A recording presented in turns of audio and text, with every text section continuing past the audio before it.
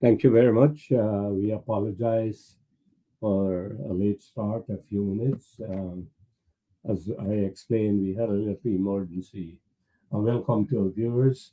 The Guyana Dialogue is being sponsored by a group of Guyanese resident in the United States, with support from Guyanese in Canada, the UK, the Caribbean, and in Guyana. Funding support for this program is made available by well-known Guyanese businessman and philanthropist Mr. Dave Narayan of Dave Westian Imports. Today, we are going to focus on some issues that directly affect people and might also affect their choice of political parties for the recent elections in Guyana. And these, it will seem, will continue to weigh heavily in people for forthcoming elections, etc. Now, we have a number of topics, and we can start off first with Professor Budu. We have asked him to speak for 3 minutes, 3 to 4 minutes, on procurement reform and corruption. There's a definite link between the two, but we like him to address this issue and say what improvements can be made to make the system more robust and accountable, and to eliminate corruption. So, Professor Boudou, over to you. Are we going to bring in the other people on the show, Tara? The other panels are coming after. Okay. Okay. Well, over the past 4 years or so, I spoke about corruption many times on this program and wrote newspaper articles on it. In his recent acceptance speech, President Ali alluded to some measures he will take to curb corruption. Details on how this will be done are not publicly available as yet, and that is understandable. He's only recently been sworn in. But what I'm going to do, I'm going to talk about how I see corruption in Guyana and some essential components of an anti-corruption framework. Corruptions in Guyana need to be addressed from top to bottom. And in Guyana, we can actually consider three interconnected layers of corruption. The top layer, I believe, consists of politicians at the national and local levels, such as ministers, RDC and NDC officials, government officials, business persons, investors, contractors, the procurement system, contracts, engineers, vendors, and similar. The first node of an effective anti-corruption framework for this layer is actually rules, regulation, and legislative actions for good governance. But these must be written in simple, clear language without ambiguity, describing what constitutes corrupt practice and the penalties to be imposed. At least high school students should be able to read and understand these rules and regulations and laws. In addition, a code of conduct is necessary. The second node is an independent corruption investigation and enforcement unit or bureau free from political interference and staffed by competent personnel. I read the president's speech, and he again alluded to such a unit. But for this framework to succeed, there must be an impartial, efficient judicial system to impose this penalty stipulated in the anti-corruption legislation. There must be at least an annual review of the framework to evaluate performance, make changes and enhancements. All of these must be transparent and readily available to the public. The middle layer, I believe, consists of government services, including the security forces. Corruption in these services negatively impacts the daily lives of Guyanese. If you go and try to get any service in government, you have to provide bakshish or small fees or frek to get any of these in a timely manner. That must stop. Many times on this program and newspaper articles, I suggest that e-government services can curb corrupt practices in this layer. President Ali has stated in his inauguration that this will be done. So, with a combination of anti-corruption framework, e-government, e-governments, this layer of corruption will be reduced significantly. And lastly, the bottom layer. This is really Guyanese as a whole. When people talk about corruption, they point to government. But corruption is a societal problem, not government. Every one of us is involved with this. The government should engage religious and community leaders to educate the population on good morals and ethics because we have lost certain traditions where parents and the community provide this education. I recall as a child, when you don't greet an elder neighbor or as auntie or uncle or mousa or mousy, you get into trouble, usually whipping from elders or your parents. I'm not advocating this type of treatment, but just to support my statement that a government has to undertake this task. Morals and ethics should be taught and practiced in schools. In some countries, for example, Australia and Singapore, uh, tipping is not part of the culture. And some people in this country think that tipping is the stepping stone to corruption. However, in these countries that I mentioned, service workers are paid well, and some establishments include a service fee to compensate for tipping. So, all in all, there has to be a very comprehensive look at corruption. And I look forward to President Ali framework soon and its implementation. Okay, thank you, Professor. We'll ask each panelist to comment for 2 minutes because we have other topics. So, Mr. Komal Singh, do you want to make some comments on that? 2 minutes to have. Thank you very much. I just want to pick up from where Professor just said. You know, President Ali really and truly is committed, and and I think that's why he went public, last Sunday, and said that he's going to create this special body to review. And he didn't address corruption just for government officials. He also said that if private person are part of it, then everybody along the line will be dealt with. Like you just alluded, corruption is not just something happening with one individual from an organization or the police force. It's a combination of society. If society condone it, then it becomes a war within the society. And I think we as individual and Guyanese, we all need to commit ourselves that we'll do the right thing. If you're on the road with your car, make sure you have all the necessary documentation. All right. Not when you get caught, you're trying to bribe somebody to make sure that you get out of those situations. The bottom line of the matter is that you need to be committed to it yourself. And as an individual, I think we need to do that as all Guyanese to make sure that we are committed to eradicate that at all levels. The president had made it very clear at a public position that he will not tolerate it. And I think if he holds out to that and we await to see, like you said, what measures and system they will put in place to monitor that. And I think that was a very remarkable statement made publicly. And I think we as Guyanese need to take very careful attention and note that that matter will definitely be dealt with in a very strong manner coming from the highest level in government. Thank you. All right, thank you very much. Professor Narayan, you have comments on that? Yeah, I think Professor Budu articulated the issues quite well, is that corruption is very pervasive in the society. And to really deflect and say it's the entire society's problem, I think that is a weakness. In the Guyanese situation, people will tell you corruption starts from the top. The lower level people, the underclass, which is quite substantial, does not have any measures or access for corruption, but they are glued into this. So to deflect is what the problem is.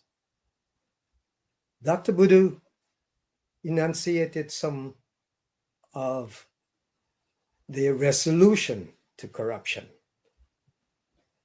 which is you have to have a structure, an independent structure that is able to not only monitor, but also to adjudicate corruptive practices.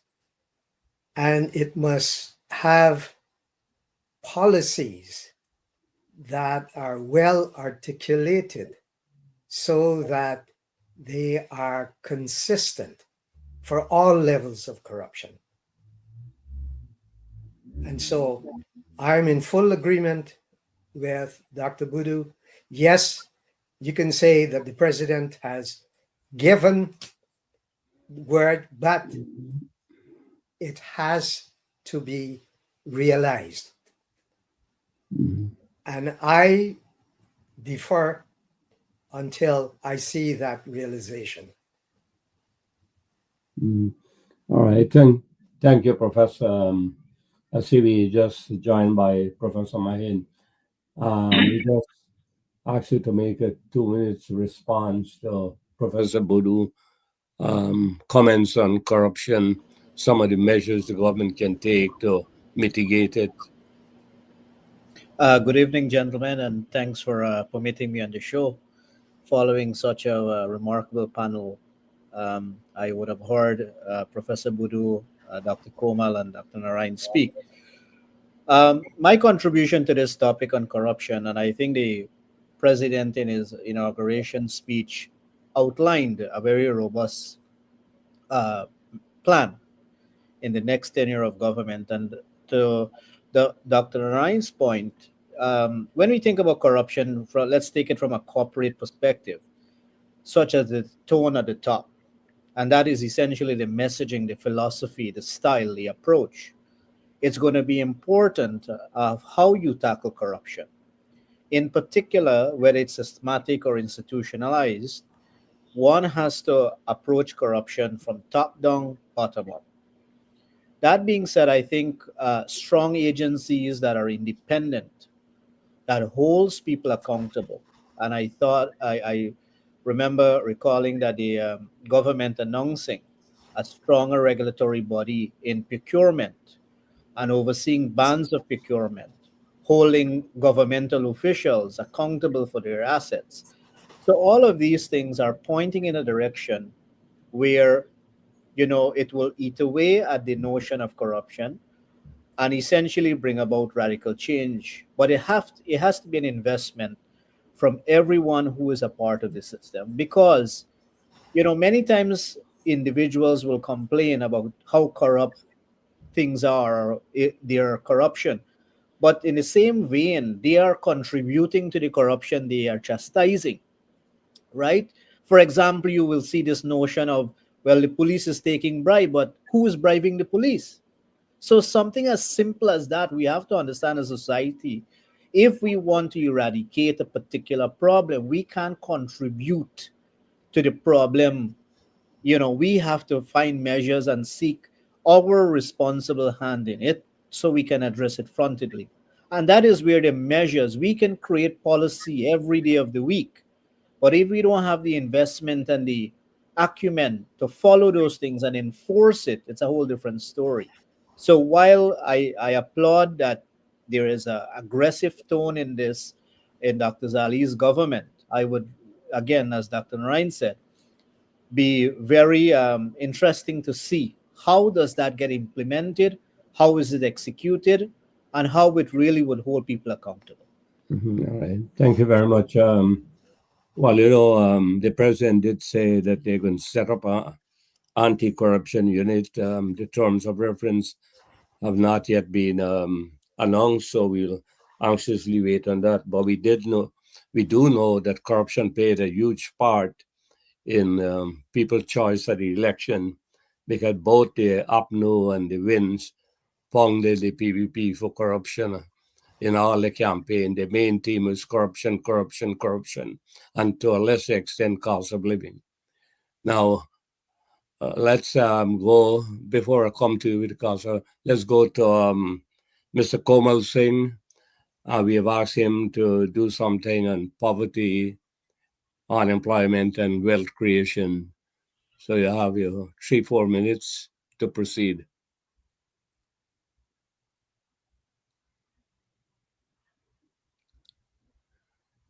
You, you hear me? Are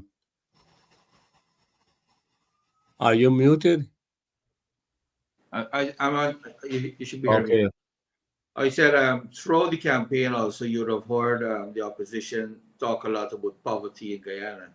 Um, while there's still scattered poverty around our country, over the last 5 years, governments have done a significant amount of work in trying to bring people out of that environment into an environment where they can actually earn more and enjoy a better standard of living. Um, we have seen right now government plans going forward to continue on some of those initiatives that they have taken to make sure that people are out of this environment within the next 5 years.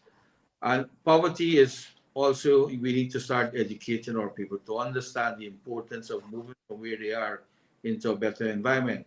And that's why we see government planning right now to continue some of these social welfare programs that will now be introduced within the villages and the communities to help some of those persons to understand what is environment, what are the opportunities that exist in the country right now, and they can benefit from it. Also, in the area of old age, they're looking also to increase some of those old age pension, which will also help those old age persons to better enjoy a standard of living. Now, there's a big environment right now where we're seeing that can assist. These small businesses right now are also facing a lot of issues and challenges. And because of that, right now, the trickling down in some of these small communities is having some serious issues as it relates to access to finance and access to funding to start businesses to help communities. You've noticed government also talked about recently having a development bank, which will also help some of those communities to access funding so that you can see more job creation within those communities. Bottom line, there need to be a holistic approach on poverty. There's a huge amount of opportunity in our country at this point in time. Frankly speaking, no Guyanese should be out of poverty. No Guyanese should be in poverty at this point in time, given all the opportunity, all the development that are taking place throughout the length and breadth of Guyana. But I think it's a mindset, and the many of these people who lived in poverty in some of these depressed communities need some assistance as it relates to educating them, working with them closely to let them understand that they don't need to be where they are because of all of these incentives that governments are putting out. And I think if government continue on that plan right now, within another few years, that poverty number should be removed in a very significant way. The number that shares around all the time, it's an old report showing 40 something percent poverty line. But I think really and truly, the number here at the moment is way below 10%. And I think it's not a big challenge for us to fix. The government seems to have the political will to get it done, and I think collectively we will be able to get that sorted out. As it relates to job creation, there's tremendous amount of job in this country. Over the next 5 years, there's going to be significant amount of development in almost every single sector. The infrastructure sector, the healthcare, education, the digital infrastructure, the agriculture, all of those in the mining sector also. So job issue by itself in our country, I don't foresee we having a serious challenge as it relates to our people accessing jobs. Jobs in our country is a no-brainer at this point in time. There's an abundance of opportunity as it relates to employment. We need to make sure that all our people are on board to enjoy those opportunities. The wealth creation, this is very important. I think President Ali is very passionate with making sure that the wealth is trickled down to almost every single Guyanese. And for that, the diversification of our economy to make sure that every single community and people enjoys the benefit and the wealth that is being created is an important pillar of the economic strategy that he has laid out. He's looking at co-investing also with grants and small and medium-sized enterprises to make sure that those small businesses play a very important and pivotal role in the development of our country. Like I said earlier, many of them are struggling right now because they don't have access to funds. Because of that, they're not be able to develop their business in a very big way. But with government introducing a co-investment and the development bank, I think that's going to significantly help those small businesses to expand and create some wealth and development for them, incentivizing and lending through lower interest rates. Over the last 5 years, government was able to work with banks to bring some of those interest rates down significantly. Housing, for example, interest rate on house is way below 5% because of some of the housing programs that they have. In the agri sector, they also work with banks to keep those interest lower. The logging and the mining sector, there's some similar programs in place. Government plan to continue some of those programs to make sure that some of those small businesses enjoy the benefit that are within there. Community housing and subsidies for low-income families is another promise that government made recently to make sure that some of these families and community development takes a very critical role right in the development of those community. If you look at all of them and you put it in a holistic basket right now, the plan that they have to create wealth for our Guyanese population is enormous. But we as Guyanese need to make sure that we capitalize on those and play a proactive role in making sure that those plans and development and when the government roll out those initiatives, we just don't sit back, but we capitalize on it. And I think if we do that in a very aggressive way within the next 5 years, all those small businesses and all those communities will see a large amount of trickling down of wealth in a very massive way across the length and breadth of this country. All right. Thank you very much, Professor Narayan. Your response. Yeah, yeah. I think Mr. Singh outlined the issues quite well. Undoubtedly, the government has done a tremendous job in trying to address the question of poverty. But we can't forget that it's the situation that the government inherited. And so incrementally, the problem is going to be addressed. But there are some crucial issues that the government is wrestling with, and I'm not sure how aware they are of these dynamics that are taking place. Yes, Mr. Singh mentioned education. Education is crucial, but it has to be organized in such a way so that people understand the lack of awareness that opportunities are there, that the opportunities is for them to exploit. What I mean by that, there is this complacency that because there is oil, there is a lot of money to go around. The government needs to dispel this myth and dispel it, in a very calculated way, because people feel that because there is oil money coming in, that they are going to get more and more, whereas this is only a part of the national budget. So I hope that this is taken into consideration in the educational process so that people understand the mechanics of government responsibilities and the cost of those responsibilities. The second dynamic that the government has to address is the question of repatriate spending within the country, because the repatriates, once they're in the country, they have access to resources that the people who have never left the country don't have. And so there is a kind of silent competition, as they say, a latent competition. Not everybody can buy Kentucky Fried Chicken or Church's Fried Chicken or Wendy's hamburger, but you see people doing this. You wanted to, and so you might spend what little you have that should be a part of your saving or a part of your your future. So the educational process, I sympathize with the government because these are issues that are almost beyond their control. One, the complacency of the access of Mhm. all money, and two, this dynamics of the Mhm. All right, thank you. repatriate and expatriates. All right, thank you, sir. Professor Mahin.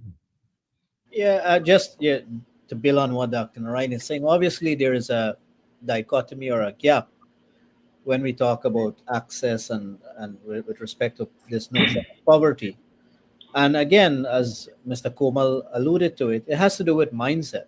Um, from an economic perspective, you cannot disaggregate these things. They all coincide, they all relate to each other. Because if we are talking about poverty, one can say, well, a country's standard of living depends upon one's productivity level. So if there is an abundance of employment opportunity, but one does not seize them or take the opportunity of elevating themselves, then you cannot elevate your economic status. Beyond that, as Dr. Narayan said, there are facets beyond government's control because not everybody starts at the same point with investment capital. And what you find, see, Guyana is perhaps in a very unique situation because there's a notion in economics called the catching up effect. If my memory works very well, and that is essentially a developing country propelling itself into that status or catching up a developed nation. And Guyana is at that pivotal juncture where we are closing the gap in the economy band, in the income band, but a part of that formula is the buy-in from the citizenry. It is their investment, their involvement. And while government can create the environment that is conducive for you to participate, you still need to participate. So at the end of the day, your productive capacity, which is effectively affects your standard of living, you have to participate in the opportunities that is there. Government can create the policies, can set the platform for you, but again, you have to go and make sure you seize those opportunities. We talk about poverty around this 10%, 20%, whatever the numbers are. In the United States, there is poverty, right? In the United States, there is poverty. But when we talk about poverty in a country like Guyana, it's so like it's an alarming aspect because our population is so small. So when we take proportional aspect to these topics, yes, poverty is a real issue. It is one that has to be tackled. But we have to look at the buy-in, the investment from the individuals. What are they doing to elevate their economic status? Are they doing something different? This notion, sillily, I would have read on social media, political or commentators saying that things are getting bad. You have a second job. What's wrong with having a second job if you want to elevate Mhm. your economic status? There are people in the United States that maybe we want to say have more economic prosperity, but they work 2 and 3 jobs to make things go. Mhm. So at the end of the day, it's a mindset. It's about the approach. Okay. And as Dr. All right. Narayan said, it's an investment that has to be made. All right. Thank you, Professor. Professor Buru. I think it's as a fallacy to people to believe that you could get rid of corruption and poverty overnight, right? Or even reduce them substantially overnight. We have to look at the situation in Guyana. 5 years ago, this was an impoverished nation. We happened to be lucky to find oil, right? The country was in a hole when this government took over. They had to get out of the hole first and then start to develop the country, right? Now, we talk about a state of mind. But let's be frank about this state of mind. One of them is that there are some people who think that the government is responsible for their livelihood and well-being. That is not so. Government provide the opportunities. You have to make use of those opportunities, right? Now, with the state of mind, they come other things. And I said before, I used the analogy of a train. This development train has left the station. There's some people who got on it and doing pretty well. There are some who look, the train is passing by, they can try to jump on now. There are some who doesn't know how to get on to that train. And some of them who decide that, I don't want to get on it. I expect the government to give me handouts, right? So I think the government has to look at those people who really want to get on the train and provide them with training opportunities, and perhaps they have to hold their hand to get on the train. Right? So all these things have to be done, but it will take time. And I want to point out something that I've seen recently, and I've never seen in my life living in Guyana. When we talk about poverty, right, you have to go in some countries and then you really see what is poverty. I was in Africa recently. I wouldn't tell you these countries. I don't want to give them bad name. But I have seen they are, or you drive the road and you'll see people lining up there, hundreds of people, men, folding their arms, just waiting for somebody to pick them up for a job for the day. Their children roaming out on the streets, very filthy, right? They don't have a meal to eat for a day. They, they don't have water, right? That is poverty, right? I have never in my life living in Guyana know that anyone, right, who don't get a meal a day. We are all poor people, right? In fact, at the time we were growing up, there were no opportunities, right? Basically zero, right? We have a dictatorship, but we all have to work hard. We had a family unit is very important. All those things have to be there, and you guys are experts in social sciences there, right? It's really a major social issue. And you look at all developing countries that have become rich and developing rapidly, you see inequity is increasing. Some poor getting poorer, and the rich getting richer. This is happening. So Ghana is not unique, right? But what I've seen that the Ali government is doing, they are taking the right approach, right? And this approach doesn't materialize overnight. It takes a lot of time, especially when we are dealing with societies. All right. Thank you, Professor. Just my comment is that poverty is culturally based as well. It depends on your value system, whether you're committed to short-run hedonism or deferred gratification. There's a book written by this chairman of Sanchez, talking about people live in poverty. They don't want to get out of poverty, as Oscar Lewis. Professor mindset. Oscar Lewis, correct. Oscar Lewis says you're right. So the other thing is we lift people out of poverty not by giving them a handout, by empowering them with a job, housing, education, etc. So that's the message the government got to get across. Okay, let's go to Professor Narayan. He has been doing a lot of interaction about the messaging that politicians need to get to their supporters. That has not been too effective. So he will give us some insight for 3 minutes on what he discovered by his regular interaction with people, especially from West Coast Berbice. Professor? Yeah, one of the thing is that the conceptualization of the message is very crucial, and it must always strive to bring the government and people together. But to do so, it has to acknowledge forefront what the people perceive. You see, people are concerned most of all with their self and family, then the community, then the nation. It is not the opposite. It is not that people are concerned with the nation and then the community and then the family. So we have to keep that in mind. And throughout the campaign, that was not well expressed, because you have to bring the people in, because they put themselves first, because self and family is always very important. And what are the concerns? We know that, yes, these are the concerns, but what are the issues governing this? And you can reduce it. This is not the only way, so let me be emphatic on that point.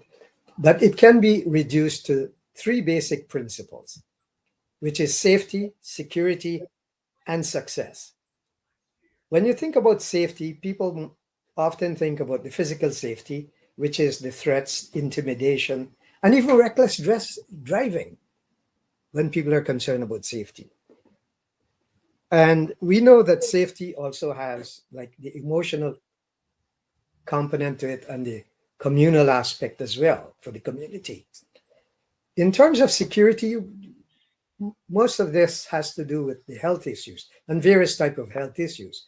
We see that there are all kinds of health issues, and the government has provided all kinds of healthcare centers that people can access. However, the messaging is what is not fully realized as yet.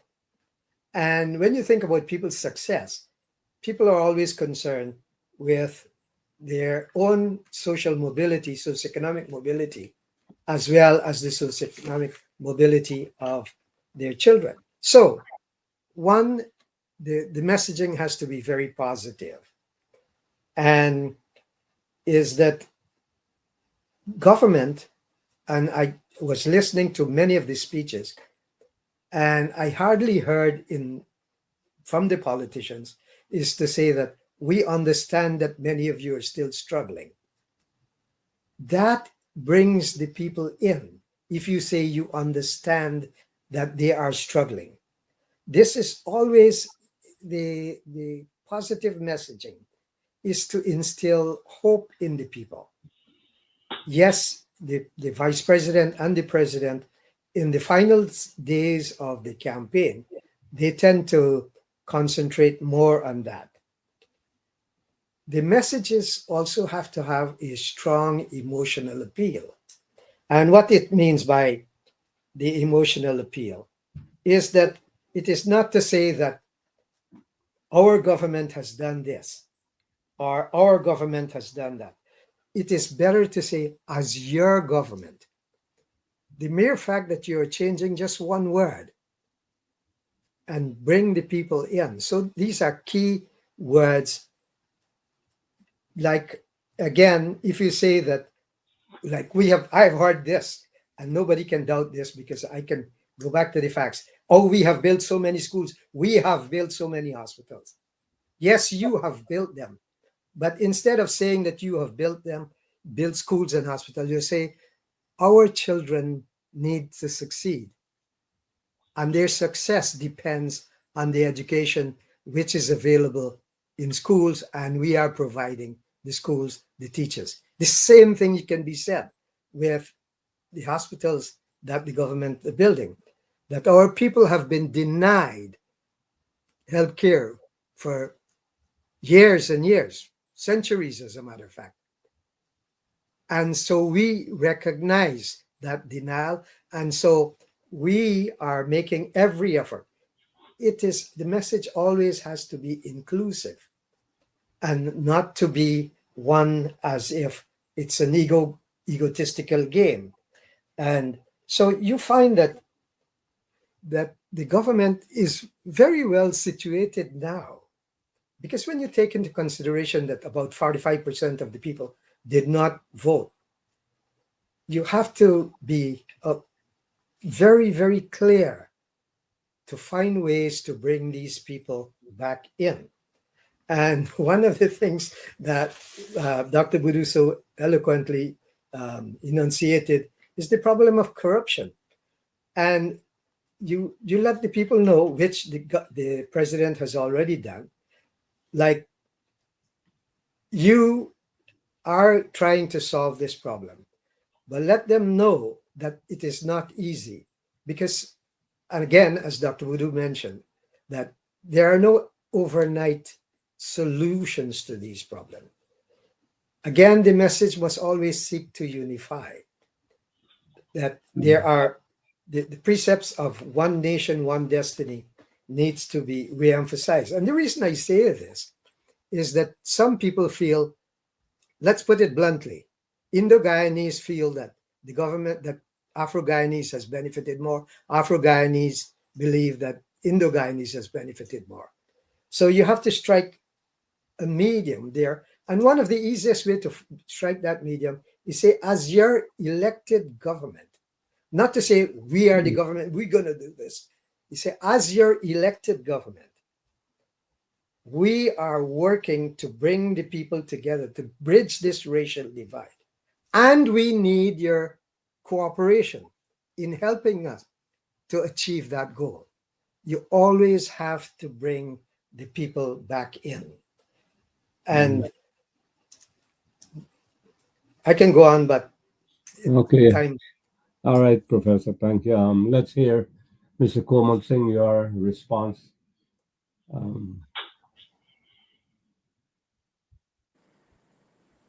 Look, Are you I here? don't have much to add to what he just said. I mean, he made some valid points there, which I will agree with fully.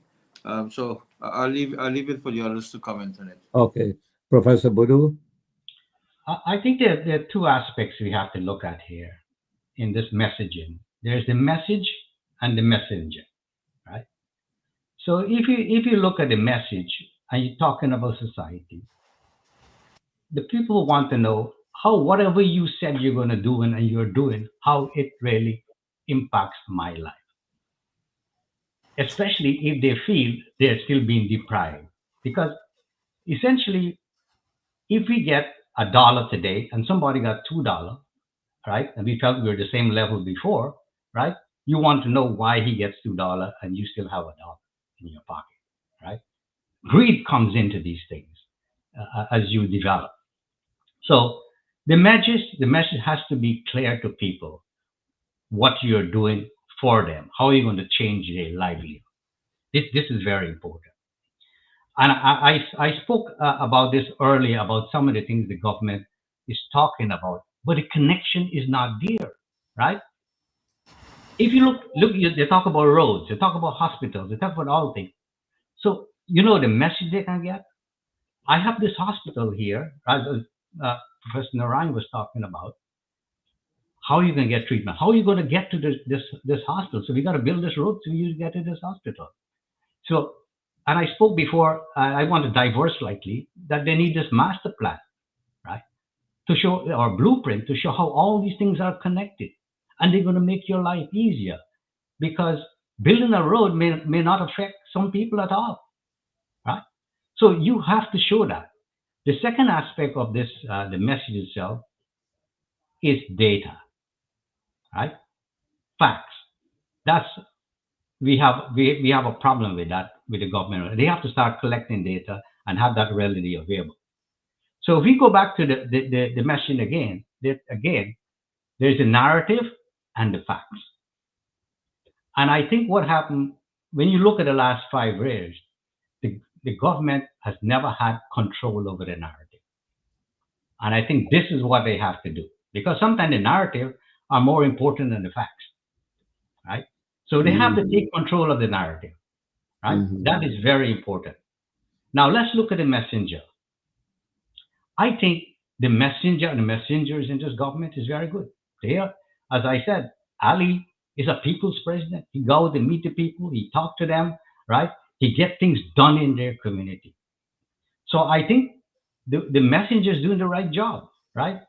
It's the message that they want that to be transmitted is important. All right. Thank you, Professor. Professor Mahin, your comment on that? Yeah, not to add too much more, but I think Dr. Narayan and Professor Budu spoke eloquently about this. I do agree. The fundamental aspect of this is the communication aspect, and that is the narrative. What is it? How closely connected it is to the person? How centered is it to the individual? And we know from the political ideologies in Guyana, messaging can come from right, left, and center, and rhetoric being shared. But how much of it is actually factual? How much of it is actually things that was really and truly attained. Not to digress from the topic of hand, but one of the areas that I heard observers flagging, and we had discussed this on this program previously, is the availability of that data and that information. And here is where I think, if I'm going to be constructively critical of government, is that take the credit for the accomplishments you had. And that synergy, that information has to be available, has to be packaged in a way that it resonates with people, that it moves them from one area or spectrum of the coin to the next. And I think that is where, you have this huge transformation that's happening in Guyana. Some folks are quite engaged, aware, and some folks are so disconnected. They're not participating in it. And again, some of this is going back to the individual's investment. But how do you message the information? How do you get the information across? And that's where I find, see, in this modern age of technology, you should not have a difficult challenge getting information across or access to information. I remember being on a program with Dr. Guru. A simple question was asked, well, how can we, access the level of information on how many house lots a particular level of ethnicity had in Guyana? Now, whether we, again, you don't want to chastise the population as to who got what, but those are all pertinent information when you have a side of the political spectrum that is willing and ready to say, well, this government is pro so or con so. And that information, again, as Dr. Narain said, needs to be formulated very quickly, because you had 40 greater percent of the population that did not participated in the election. And how do you get that messaging across to motivate them to exercise their franchise? And that's an important aspect of the communication. Okay, thank you, Professor. Now, I've asked you to focus on cost of living, some of the measures, and give a perspective on that, how the government should deal with it. Right now, the cost of living is just, the last figure I saw was 2.9%, which is fairly low, but go ahead. So, I mean, it's a packed question, right? Cost of living, Guyana, again, as I said in the program earlier, is at a pivotal juncture. You have one of the things folks have to recognize very early on when we talk about cost of living is that Guyana does not function in its own borders anymore. Guyana is participating on a global front, and it's not divorced from the reality of the world. Where you have developed countries that are struggling with GDP, you have Guyana participating at 40% GDP growth year over year. You have Guyana also controlling the levels of cost of living. How? You see that the government is subsidizing a variety of measures, such as electricity, cash handout, or cash grants. But when we look at cost of living, maybe as a root aspect in economics, it's really the demand pull that is happening. You have an economy that is transforming. You have a huge expansion in development infrastructure work. And naturally, that is going to pull the demand, or the demand pull is going to move costs up. On the other side, what is the government doing to alleviate or to address that? Is to supplement the supply aspect or the supply side of the economy by improving or bringing to the table supply, such as wanting the Agriculture 25 by 25 initiative, investing in all of these infrastructural work, roads, hospitals, schools, bringing on labor, various aspects to balance the economy, to reduce the impact of cost of living. However, we can't participate in an economy that is at the global front with oil and natural resources of this magnitude and don't expect that the reality of economics does not step in. But if you look at what the government has done or what they are doing, they have implemented specific strategies to alleviate some of those impacts. Concession on fuel. In the United States, how How many businesses can say that they have concession on fuel? How many businesses or individual can say they have subsidy on electricity or water, or zero rated tax on specific items, or the government rolling back about hundreds of measures of taxation? So when we look at cost of living, we have to understand you're moving in an economy where you have more disposable income. Government is stimulating the economy by making investments in you, and naturally that is going to increase your propensity to consume. Your propensity to consume drives your demand. The supplier on the other side is they're entrepreneurs. They're going to move the cost. But that is where government now has to spread the economy to ensure that you have adequate supply and demand, so you find that sweet Mm. spot, that it does not blow up the cost. But if you say to me that cost of living is Guyana is immune to the rest of the world, it's very, very difficult to say. On that Mm. notion, the aspect of standard of living comes back into play, because if you have your productive capacity and you can enhance your capabilities and your productivity level rises, you attain what? Better quality of life, better quality of education. And that is where you see the vision, the programs, the measures, the policy is opening those doors. Free university education. You have investment in hospitals across the country. You have roads connecting the entire network of communities that you never heard before. You have house lots and all of these things that are at the forefront.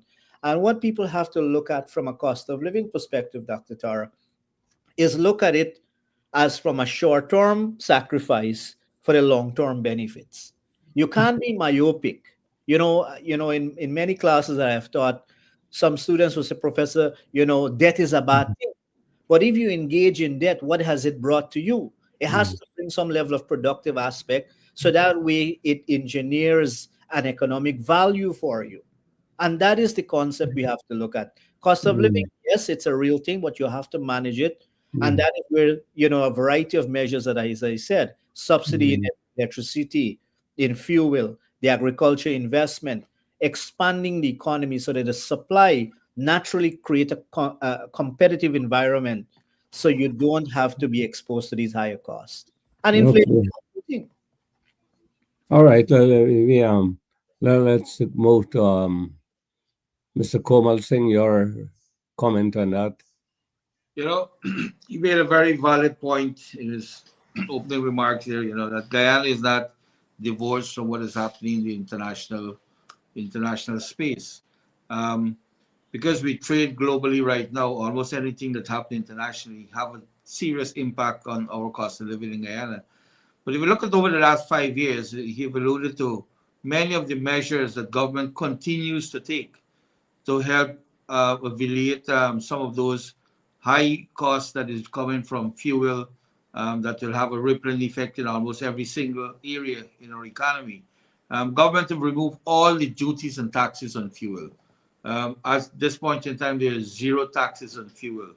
When you look at that, that is cascaded almost to every single Guyanese, in almost every single sector benefits from that reduction or removal of duties and taxes.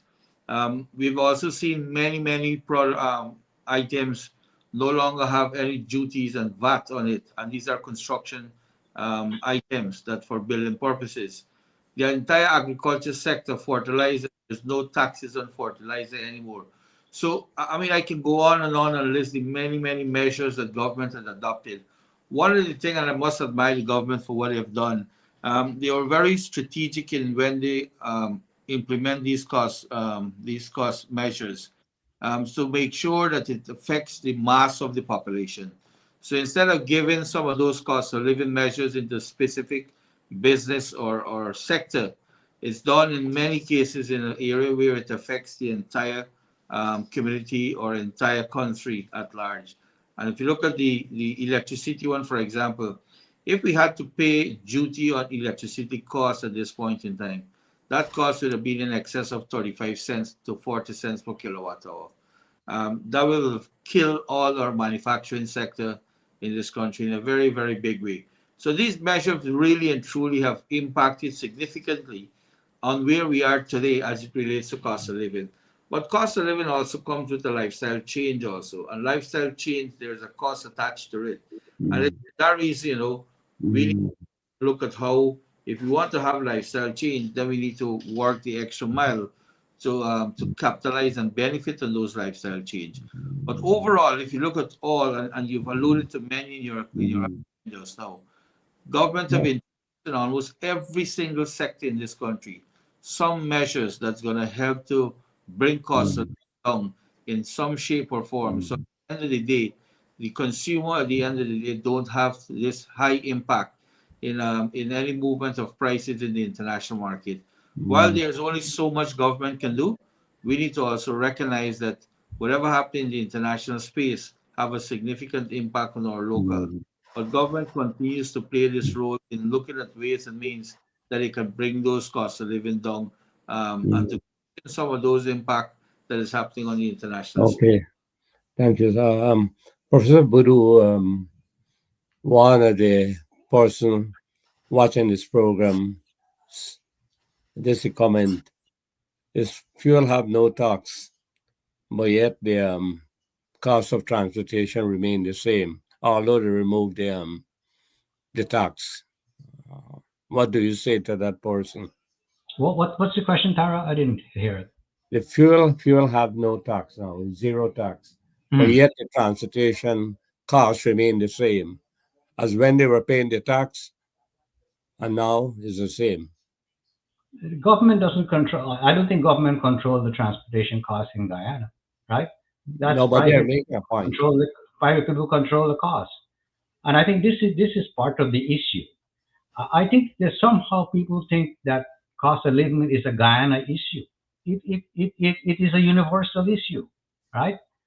And when people, and if you just look at history of countries that are rapidly developing, right? What happens? Some people become greedy, materialistic in their outlook, right? They want not one car, they want three cars, right? They want food. They want to go to the supermarket. They don't want to grow a kitchen garden. So a lot of these things creep in because it's a natural phenomenon among people, right? Natural greed comes in, right? And cost of living naturally increases. Inequality increases, right? People themselves have to think about what is their quality of life, right? Is it dictated by the material things? Is it dictated by more than what your neighbor has, right? And so people have to decide that. Giving out people free money is a disaster, right? For correcting this problem, right? It is short term, right? The vulnerable in society can do well with giving some help, but they must be provided with opportunities, right? To make living for themselves and take responsibility for themselves and their family. And don't think that the government is responsible for that, right? So cost of living, right, is going to go up more in Guyana, and it might go up more. Again, Guyana doesn't have control over the over supply lines, right? So all those coming very doesn't have control over where war takes place in Venezuela or Mhm. Ukraine or anywhere. Those affect cost of living significantly. So you Oh, only have a limited amount of control, and that control rests with the individual. okay. Thank you, sir. Professor Narayan, your comment? As the Aristotelian logic, the avarice of mankind is insatiable. Guyana is faced with this dilemma, but government can't solve this dilemma.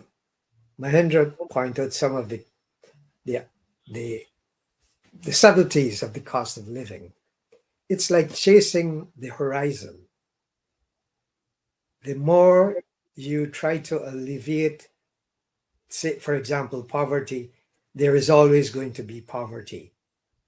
And so people, it cannot be alleviated. The same thing is that the material acquisition, government has to be able to better the messaging, remind people that it was not so long ago everybody didn't have electricity. Now you have of electricity available to everyone, or to most, the majority of the people, except the hinterland areas and where's. So the government has to remind these people. Then, but the government itself is faced with this problem of the changing dynamics of the Guyanese society, where people who never had, for example, people who never had indoor toilet now want more than one in the home, and there are some still without that. Now that didn't come about overnight. It came about because people have been able to to gain more. They have been able to acquire more income, more wealth. But the government has to be real in letting the people know that there are some problems. They will try to solve them, but you're fighting against material acquisition, which is going to continue to grow because the technological advances are rapidly changing, and people want new cell phones, better cameras. That's nothing new, but that is not the government problem, but it's a problem of the government messaging and say, look, these are material things. And yes, while they are necessities, you might consider them necessity. As Dr. Budu mentioned, people want 2 and 3 cars. That's true. It's no longer one car. It's no longer a bicycle. Everybody, they start with an e-bike. I heard firsthand from someone who has an e-bike store, said when the government promised, this was just on the promise, that we're going to give you 100,000, people rush to the store and say, how much for an e-bike? And with my 100,000 cover the purchase price. You see, so the material acquisition, the government is fighting all of these things together, and the government has to let the people know, and let, as Kamal had said earlier, the education process need to start immediately. Thank you, Professor. Now, each one of you have a minute to make your closing statement. We start with Professor Budu. Budu. I think we discussed a lot of the topics that are important as this government moves forward. I believe that the Guyanese are in good hands of this government is going to do a good job. But a lot of these things, right, are not solvable very easily. It takes time, right? But they have to get onto the messaging, the change people mindset, right? To work on changing people mindset, right? And also, I talked about this materialistic thing. That's something that has to be taught to people, because that is not what determines your quality of life. Now, a lot of us realize that very late in our life, but I think coming of AI and all these other technology is going to make these types of education very vital in school. And if you want to put a label on this is word spirituality. Mm. Thank you, sir. Mm.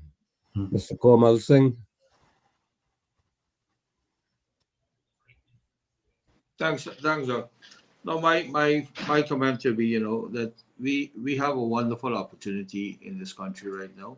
We have a government that is very proactive, that is very people sensitive, and we looked at all the initiatives that they've been adopting.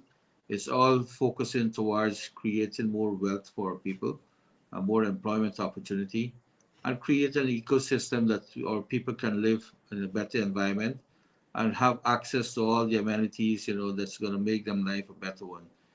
The government also focuses a lot on healthcare, education, and security. Those are three key pillars for anybody who wants to live comfortably in this country. And I think the government plan going forward is one that's going to really and truly transform our country in a way where every single Guyanese will benefit from what is taking place.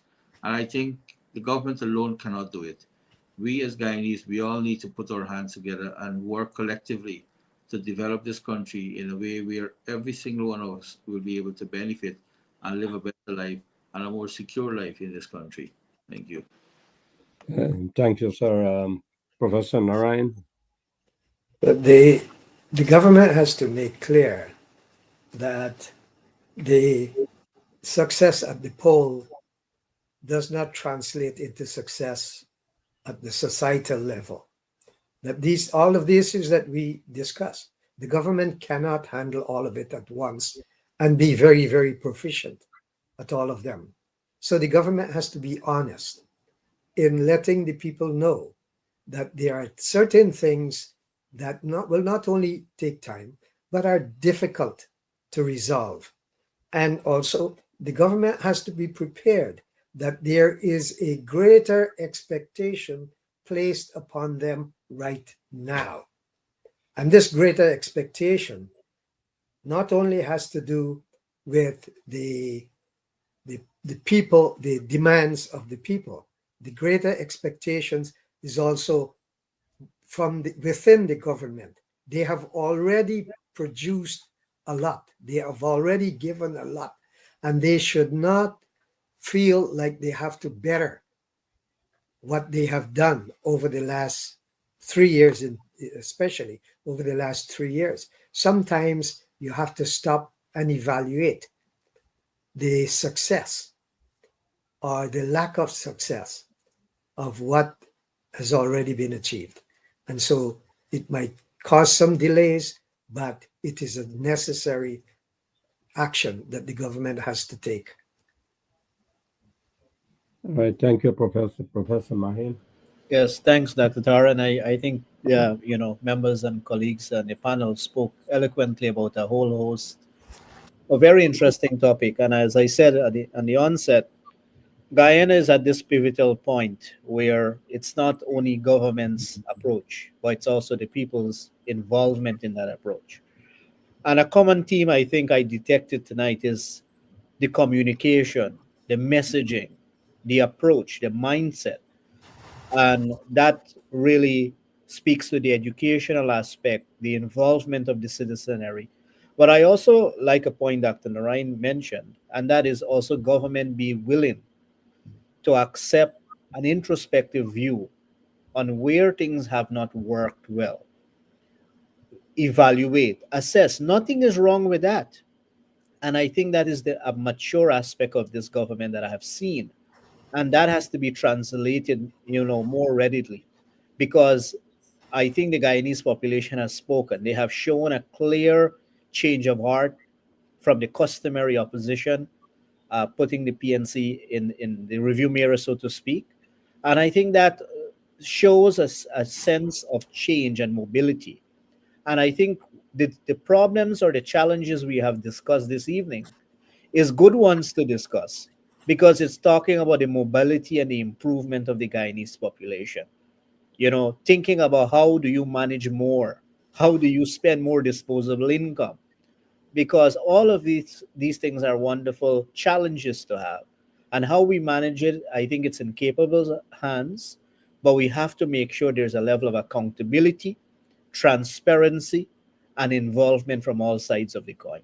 And I think we will continue the discussion along, and we will maybe be more informed as to what government will do and how the Guyanese population will participate in those policies. Well, right now, thank you all very much. Right now, Guyana is in a very good position financially, economic-wise, etc. The growth rate of this year will be about 10.3%. Last year was over 40%. Their the GDP per capita, is very fascinating. But it gives you a very distorted view of the level of development. The GDP per capita is about 29,000 US dollars. So that's amazing. But that clearly shows you that one indicator of growth does not really mean development, really. So we got to look at those things. But for me, to get people out of poverty, you can they can't depend on how much. You got to empower them with job, with housing, etc. And one of my fear is that giving out handout all the time will develop this dependency syndrome, because the government has said that they will give out these things periodically. If you need to give out handout, you should make them conditional for purpose, like building a home or some pay off a mortgage or something. You should link it with some economic purpose rather than just giving for consumption, because after a while you can't sustain that. But maybe that's something we can talk about later. But I want to thank you all, gentlemen, for a very stimulating discussion tonight. And once again, I apologize to our viewers for a late start. And of course, today was 9/11, brought back memories. I witnessed that personally. I saw how I went and actually touched one of the jet that fly out from the aircraft, because I was working nearby. And when the first building get hit, I told him this is terrorist because of my analysis. And the people doubt it. When the second one hit, then they're convinced. And I saw that building crush. They rushed out. We run on the train, and the train stopped right on Brooklyn Bridge. And we saw the building imploding. Everybody in the train, no matter who you were, started to shout and cry. That was a terrible day. So, anyhow, that was 9/11. Today is 9/11. And thank you, gentlemen. And until we meet again, have a pleasant weekend. And I hope by this weekend we have the cabinet will be announced. I know there are rumors, there are false cabinet thing that is being circulating all over the place. Somebody sent me a long list with PVP. And I said, you see, that's why this fake news and this social media, we got to be careful what we absorb, what we take, and what we don't. Anyhow, thank you all, and all the best. Enjoy your weekend. And Mahin, you're going to Guyana next week, Professor. You're going to Guyana next week. But you're going to your hometown, Wales. More than likely. Okay. And myself and Professor Budu planning to go probably in October. We are waiting on Mr. Komal Singh to tell us when the bridge is likely to open. So we want to go outside a visit. I don't know when Professor Naren will join us. Yeah. Yeah, I will.